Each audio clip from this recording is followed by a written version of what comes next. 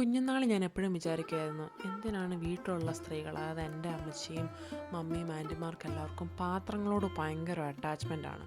അപ്പോൾ നമ്മളമ്മമാരെ സഹായിക്കാൻ വേണ്ടി നമ്മൾ കുഞ്ഞിൽ അടുക്കളയിൽ കയറുമ്പോൾ നമ്മളൊരു ഗ്ലാസ്സോ എന്തെങ്കിലും ബൗളോ ഒക്കെ പൊട്ടിക്കുമല്ലോ. അപ്പോൾ എൻ്റെ അമ്മയ്ക്ക് ഭയങ്കര സങ്കടം, അയ്യോ പാത്രം പോയെന്ന് പറഞ്ഞ ഒരു ദിവസം അല്ലെങ്കിൽ ഒരാഴ്ചയൊക്കെ വിഷമിച്ചിരിക്കുന്ന കാണാം.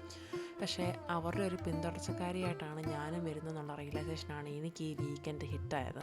അപ്പോൾ എൻ്റെ ഓൾറെഡി ഇരുന്നൊരു പാത്രത്തിൻ്റെ ഇച്ചിരി കോട്ടിങ്ങും കാര്യങ്ങളൊക്കെ ഇളകി തുടങ്ങി. അപ്പോൾ അത് കളഞ്ഞു ഞാൻ. അപ്പോൾ പുതിയൊരെണ്ണം മേടിക്കണമെന്ന് വെച്ചിട്ടിരിക്കുമ്പോഴാണ് UK അൽദിയിൽ ഷോപ്പിങ്ങിന് പോയപ്പോഴത്തേനും ഈ പാത്രം അവിടെ ഇരിക്കുന്നുണ്ട്. ഇതൊരു കാസ്റ്റ് അയണിൻ്റെ പാത്രം, ഒത്തിരി നാളും കൊണ്ട് മേടിക്കണമെന്ന് വിചാരിക്കുന്നു. അപ്പം ഞാനതങ്ങ് മേടിച്ചുകൊണ്ട് വീട്ടിൽ പോന്നു. അപ്പം അത് ഒന്ന് ഇനാഗ്രേറ്റ് ചെയ്യണമല്ലോ, പാത്രത്തിന് തുടക്കം വെച്ച് കൊടുക്കണമല്ലോ. അപ്പം ഞാൻ വിചാരിച്ചു സിമ്പിളായിട്ടൊരു ബീട്രൂട്ട് പച്ചടി ഉണ്ടാക്കിയേക്കുന്നത്. ഇതൊരു റെസിപ്പി വീഡിയോ ഇട്ട് കണക്കാക്കണ്ട, ഞാൻ ജസ്റ്റ് ഷെയർ ചെയ്യുന്നുള്ളൂ കേട്ടോ നിങ്ങളുമായിട്ട്.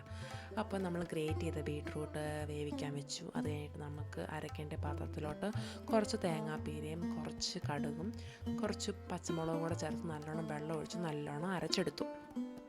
അപ്പോൾ തന്നെ നമ്മുടെ കാസ്റ്റ് അയണിൽ വെച്ചിരുന്ന ബീട്രൂട്ട് നല്ലോണം വെന്തു തുടങ്ങി.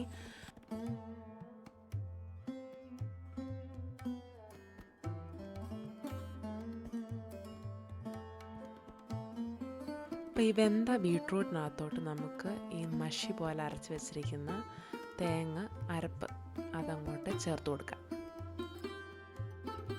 അത് കഴിഞ്ഞിട്ട് നമ്മൾ മെയിൻ ഇൻഗ്രീഡിയൻ്റായ തൈര് ഞാൻ ഇച്ചിരി ഉപ്പ് ഒഴിച്ച് ഇപ്പോൾ തന്നെ ഞാനത് ഓഫ് ചെയ്ത് വെച്ചാൽ കാസ്റ്റാണ് നല്ലോണം ചൂട് നിൽക്കുന്നുണ്ട്.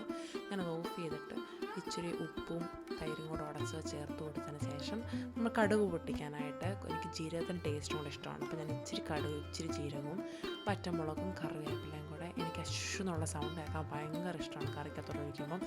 അതങ്ങോട്ട് ഒഴിച്ചു കൊടുത്ത് പാസ്സാക്കി.